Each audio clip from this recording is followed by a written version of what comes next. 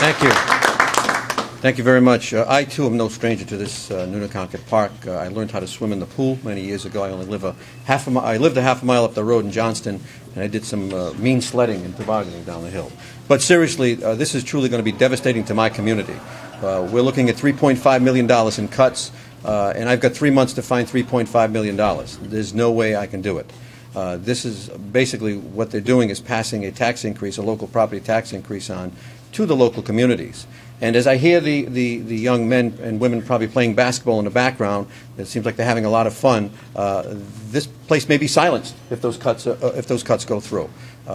You're looking at individuals who rely on this money, especially the taxpayers. So we're hoping that the General Assembly changes its mind. And I ask the senators and reps, before they vote yes on this proposed budget, to put a human face on it. Put a face of their constituents on it. And ask themselves, do I really want my local property tax homeowners to have an increase in taxes? Because that's where it has to go. There's no way. We've been making cuts. The local mayors, I know some of the people in the General Assembly have called us whiners. We're not whining. We've been making our cuts. There's only so much we can do. There's only so many concessions that we can get. Quite frankly, I can't make up $3.5 million in concessions. I just can't do it. And we need those tools, those so-called tools, to help us bring, obviously, save some money for our taxpayers. So I'm pleading, as a former member of the General Assembly, I'm pleading with the General Assembly to rethink this budget that was passed out of the House last week. This will cause a devastating effect on all of the cities and towns. The state has a bad budget. Don't make 39 bad budgets. I ask you, please don't do that. I want to thank Mayor Cicilline and the Providence Council for inviting us here. It means a lot to us, and we are all standing together. Regardless of the party affiliation, regardless of our beliefs, we're here together because we represent the almost, well, the 1,050,000 citizens that reside in this state, and we're asking the members of the General Assembly to remember them also. Without further ado, I want to introduce another mayor who's no stranger, who's been fighting, and that's Mayor Charles Lombardi from the town of McKee.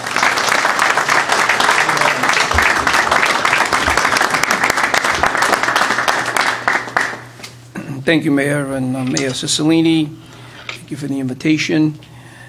I think this is serious. We're here today. I want to ask our delegation to have the courage, and I mean that, to have the courage to oppose these cuts, and especially opposing these cuts without giving us the necessary, as the mayor stated, tools to be able to manage our own town governments. And I'm just going to give you two examples in North Providence, how we could save $2 million if we only got help with the minimum staffing. And I'm not saying fire or layoff for firefighting individuals.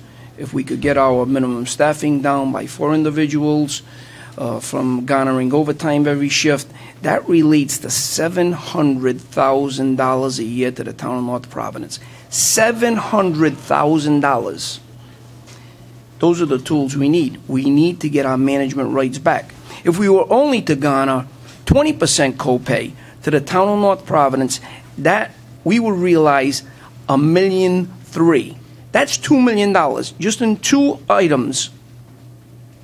So to cut our town approximately $3.6 million and not, on the other side, give us the tools to address our own shortcomings, so to say, is not fair.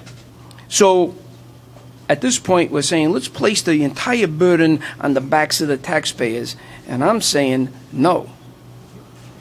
You have a coalition of mayors here that have chosen to stick together. We've done a number of things to try to address our own problems in our communities, okay? And we're talking about regionalization in many services. So, you know, you hear once in a while from the people downtown, they need to cut more. You have no idea what we go through every day. It consumes all of our days just in cutting, okay? Sharpening our pencil. When you open the drawer and there's nothing left, that's it. That's what we're faced with today. And we're ready to step up to the plate and, run our own municipalities. I think we all realize that a reorganization will lead us to regionalization, which will then bring us to salvation. And we all understand that. We agree. All we need is a little help from the General Assembly. So I say, the same as our colleagues here, we're pleading with our General Assembly members to have the courage to vote against this proposal, against this budget. It's not going to work. It's not going to work. And God forgive us for what's going to happen for next year. God help us. Thank you again.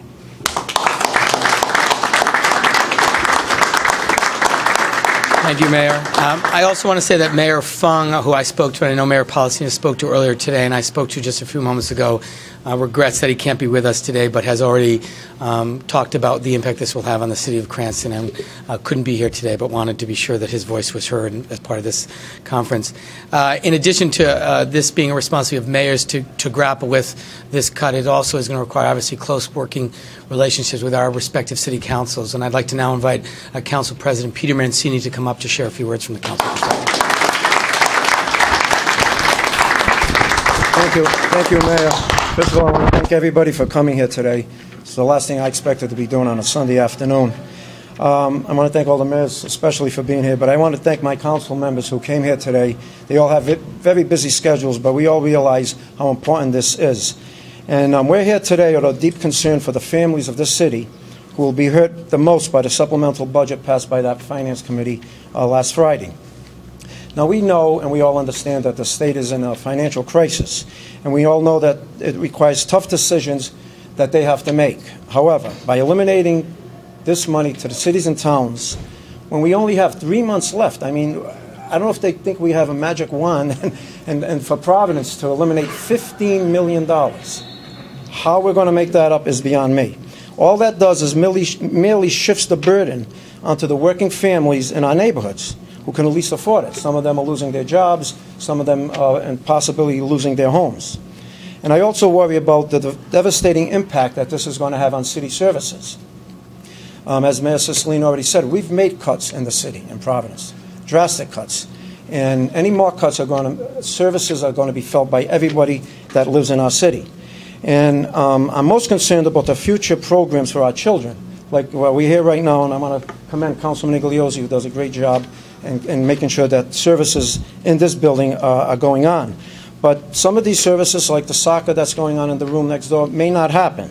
So I'm here today, along with my colleagues, to urge the General Assembly to go back to the drawing board and search for alternative ways to find solutions to these problems.